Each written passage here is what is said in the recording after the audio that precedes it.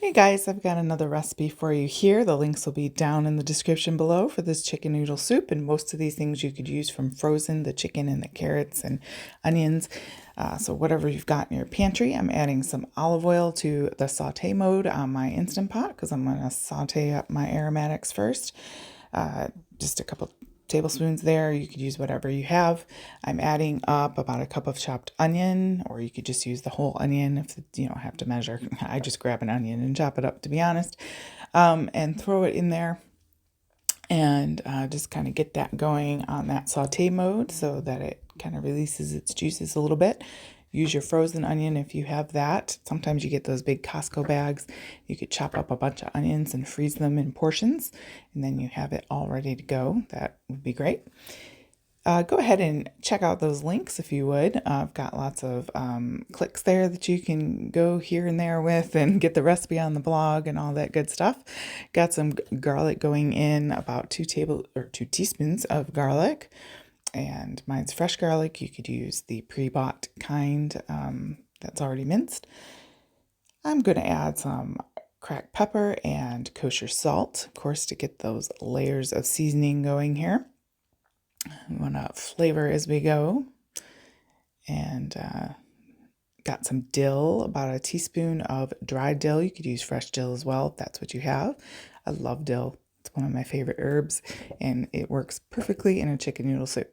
Here I've got some Italian seasoning. You could also just use thyme, same similar profile there of flavor, but I had a big jar there of Italian seasoning, so that's what I was using. And just giving that a stir, coating everything as it's going around sauteing there in that hot saute mode. We're doing this soup in 2 phases. That way our carrots and noodles don't get mushy. So right now I'm adding in about 6 cups of chicken stock. There's 4 cups in this particular container, and then I'm going to add 2 more cups to make that 6 cups. Whatever you've got, chicken bone broth would be perfect for this as well. In a chicken noodle soup, it's a little stronger flavor, but that would work well here. And even vegetable stock if that's all you've got. Here I've got about 1.5 pounds of frozen chicken tenders from Costco. You could use boneless, skinless chicken thighs would be perfect for this as well.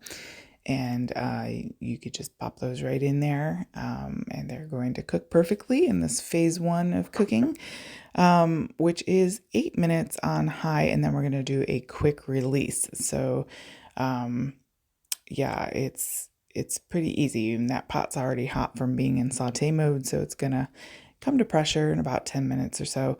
And like I said, quick release. Here I go, gonna let all my steam out.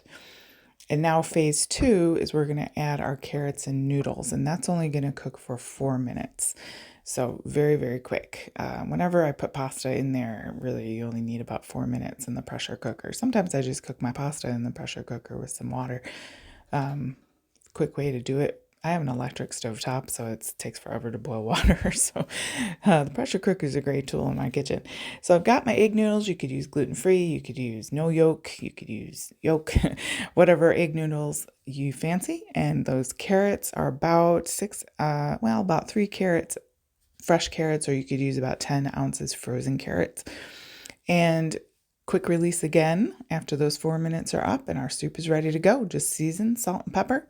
Don't forget to hit that like, subscribe, and support this channel. That would be greatly appreciated. I thank you so much for taking the time to visit here today, and I hope you have a blessed day. I hope you try this soup. Let me know what you think of it in the comments below, and if you tried it with one of my breads, maybe on my channel, and they make a great pair. Have a great day.